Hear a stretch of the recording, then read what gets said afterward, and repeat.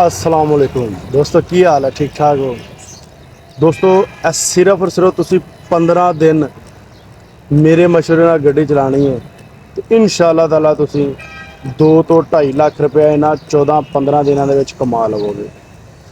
ਦੋਸਤੋ, ਜਦੋਂ ਤੀਕਰ ਤੁਸੀਂ ਸੀਜ਼ਨ ਦੇ ਨਾਲ ਨਹੀਂ ਚੱਲੋਗੇ, ਮਾਰਕੀਟ ਦੇ ਨਾਲ ਨਹੀਂ ਚੱਲੋਗੇ, ਤੁਸੀਂ ਕਦੇ ਵੀ ਕਮਾਈ ਨਹੀਂ ਕਰ ਸਕਦੇ।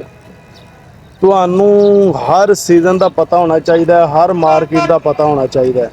ड्राइवर ट्रांसपोर्टर वो नहीं जिहड़ा गड्डी लैके सिर्फ चलाई जा रहा है, उन्होंने बचत किसी चीज़ का पता नहीं है कि यह सीज़न किहड़ा चल रहा है। एक बंदा दोस्तों हर महीने हर गड्डी दे विचों भावें माड़ी तो माड़ी गड्डी है 2-2.5 ਲੱਖ रुपया कमा रहे, तो एक बंदा नवीं गड्डी लैके ਲੱਖ रुपया क्रॉस नहीं कर रहा या उन्होंने बचत नहीं हो रही, तो फिर दोस्तों गलती उहदी अपनी है, किसी की गलती नहीं है। क्यों गलती उहदी अपनी है कि उन्होंने मार्केट का नहीं पता, उन्होंने सीज़न का नहीं पता, उन्होंने सिर्फ गड्डी चलाने का पता वा।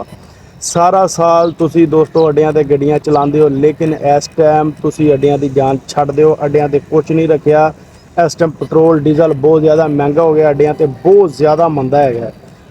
तुसी इस गल नूं भुल जाओ। सिर्फ और सिर्फ दोस्तों 10 ਤੋਂ 15 दिन अपना घर छड्ड दिओ ते 2-2.5 ਲੱਖ रुपया कमा लो, अपने बच्चों भी सौखा करो, आ भी जिहड़ा वा वो सुख का साह लवो। तो दोस्तों तुसी करना की है, मेरा मशवरा मनना है तो फिर दोस्तों मैंने कमेंट करके अज तो 10-15 दिन बाद दसिया जे जरूर कि मैं मशवरा तो सही दिता सी या कि गलत मशवरा दिता सी। दोस्तों इस टाइम सब्ज़ी चल रही है, इस टाइम मतीरा चल रहा है, इस टाइम मवेशी चल रहे हैं। दोस्तों जिन्हां कोल गड्डियां मसदे ने, चाहे शाहदोरा ने, दोस्तों रियासत साइड का मूँह कर लैन।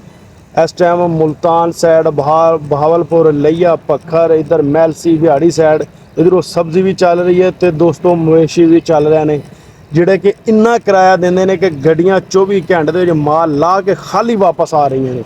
हालांकि इन्ना तेल महंगा है, लेकिन किराए इन्ने लग रहे हैं कि गड्डियां दोस्तों बेशक जिथे मर्जी जान उत्थे माल उतार देंदे, खाली वापस भज जाते हैं। उही लोग इस टाइम नोट कमा रहे हैं। कल एक गड्डी आई है, उन्हें मैनू दसिया कि मेरा जिहड़ा किराया लगे, मैं ला के इत्थों सब्ज़ी लैके आई सी मैलसी तो, उन्हें कहा मैं ला के इत्थे फैसलाबाद तो खाली जाना है, मैनू खुला खर्चा करके मैनू रुपया 35,000 बच जाना है।